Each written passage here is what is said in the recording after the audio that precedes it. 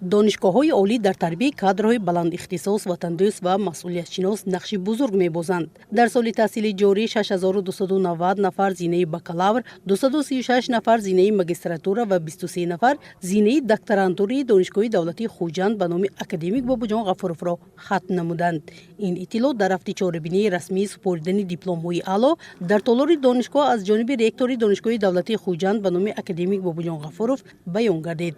در مراسم مذکور معاون رئیس ولایت و عالمان و استادان اشتراک نمودند. تاکید کرده شد که توجه همیشگی اساسگزار صلح و وحدت ملی پیشوای ملت پرزیدنت جمهوری تاجیکستان محترم امامعلی رحمان به جوانان امکان داد که نسل نو به یک نیروی سازنده و محرک رشد جامعه تبدیل یابد. تأسیس استیپندیای پرزیدنتی، خزینه مخصوص برای تحصیل دانشجویان لیاقتمند در خارج، آزمون‌های فروغ سوپی دانایی کتاب است. علم فروغ معرفت و تاجیکستان وطن عزیز من تنها یک بخش کمک و دستگیری دولت نسبت به جوانان ارزیابی گردید. سایخان علیزاده یکی از جوانان سرغیرت و با استعداد است که از شرایط‌های مهیا گردیده ثمرناک استفاده می‌برد و وطن دوست و مسئولیت شناس است. امروز صاحب دیپلم اعلی گردید.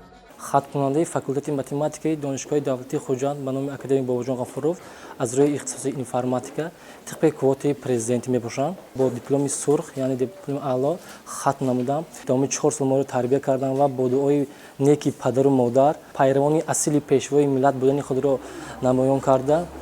با خواهش خود بعد ختم با دانشگاه به صف قوای مسلح جمهوری تاجیکستان شامل شدیم.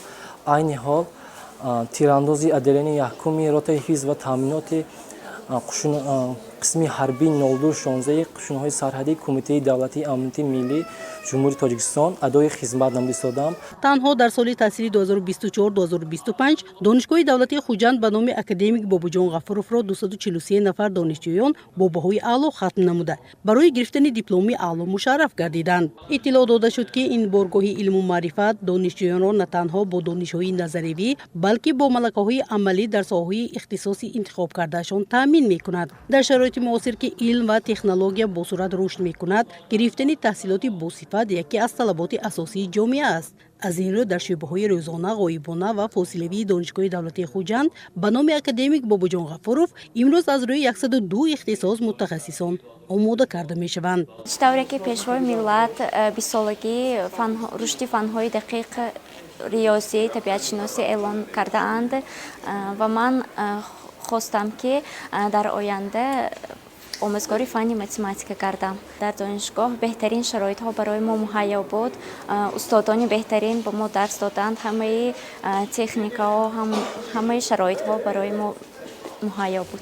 رشد علم، نوآوری ها و اقتدار ذهنی ملت محض از مؤسسه های عالی شکل می گیرند. دانشگاه دولتی خوجند به نام اکادمیک باباجان غفورov با نظر داشت طلبات بازار مهنت و اقتصاد ملی برنامه‌های تعلیمی خود را مطابق نموده کادرهای جوابگو به طلبات زمان را تیار می نماید.